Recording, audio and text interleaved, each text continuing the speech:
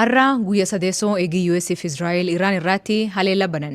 Hundi isaanii haleella gugurdaa walirratti fudhachaa jiran. Fuuldurii baajiddu galeessaa bu'aa haleella kanaa irratti hundaa jedhu pireezidantiin Israa'el. Iraan impaayera hamaa kakarta irraan waxaa'uu barbaadu jechuun ibsa. Lammiileen Iraan bulchitoota isaanii abbootii amantaa ta'an akka kuffisan ka gaafate Trump sanbata ganamaa Israa'el waliin Iraan irratti lol guddaa jalqaban. Ameerikaan opereeshinii kanaanii Epic Fury yookiin aarii garmalee cimaa jette. Israa'el ammoo Lions Roar yookiin baroota nyeencaa yookiin leenca jettee yaamti. Xiyyaaronni fi dooniiwwan Ameerikaa hedduun sanbata irra kaasee bakkeewwan hedduu Iraan keessa rukutuu waraanni Ameerikaa beeksise. Over the past 36 hours, Sa'aatiiwwan 36 darban keessatti United Statesii fi michoonni ishee duula waraanaa akkaan guddaa ammayyaawaa fi bal'aa ta'e kan addunyaa irratti mul'ate hin beekne maqaa Operation Epic Fury jedhamuun geggeessaniiru. Waan akkasii namni kanaan dura argee beeku hin jiru. Iraan keessaa giddugala eegdota warraaqsaa fi sirna ittisaa dabalate xiyyaaffannoowwan dhibbaan lakkaa'aman rukunneerra. Ammuma kana dooniiwwan isaanii 9 fi caasaan humna galaanaa isaanii rukutamuun ibsameera. Kun hunduu yeroo daqiiqaa tokko hin caalle keessatti raawwate. Hoogganaa olaanaan Iraan Ayatollah Khameneiis haleellaa kana keessa du'e. Iran's formerly supreme leader, Ayatollah Khamenei, is dead. Har'a Iraan naannoo embaasii Ameerikaa Kuwait jiru haleelte. Embaasichi lammiileen Ameerikaa Kuwait jiran gara embaasichaa kan dhufnee fi manni isaanii keessaa kan baane akeekachiiste. Kalee haleeluma wal fakkaatuun namni tokko Kuwait keessatti lubbuu dhabe. Kuwait michoota Ameerikaa keessaa tokko.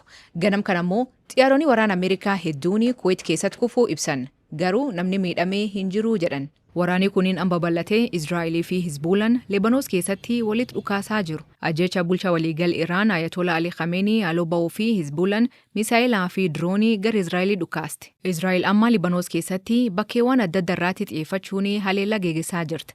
Kan hordofee jiraatonni gandoota Libanoos 50 ol ta'an qe'ee isaanii gadhiisanii akka ba'an waraanni Israa'el akeekachiise. Hedduun isaanii amma baqachaa jiru. Namoonni 31 ol ajjeefamanii hedduun madaa'an. Waraanni biyyoota galoo galaanaa hedduu keessa babal'atee jiru kuniin waan dhiyootti dhaabbatu hin fakkaatu. Akka Trump jedhuutti akka kaayyoo isaanii hundi galmaan ga'anitti waraanichi hin dhaabbatu. Eegii waraanni kun jalqabee loltoonni Ameerikaa 3 haleela Iraaniin ajjeefamuu fi 5 miidhamuu ajajaa waraana Ameerikaa ibse. Trump duutii US kan caalu malaa jechuun dubbate. Akkuma waraanni jalqabeenii haleelaman barumsi ijoollee dubartoota irraa banameenii yoo xiqqaate namoonni 165 ajjeefamuu aangaa'onni Iraan ibsan. Ali Khamenei fi aangaa'onni Iraaniileen ajjeefaman. Haleela kanaaf deebii kennuun Iraan biyyoota baha jiddu galeessaa bakka waraanni Ameerikaa buufata qabu hedduu rukutti. Agammaatti Iraan, Iraaq, Jordan, Kuwait, Oman, Qatar, Saudi Arabiyaa fi United Arab Emirates rukutti. Haleelaan kuniin buufataalee xiyyaara cufsiisee hojii buufata doonii jeeqee gabaa biyyoota kanaa raase. Kuniin waan eegii COVID-19 mul'atee hin beekne.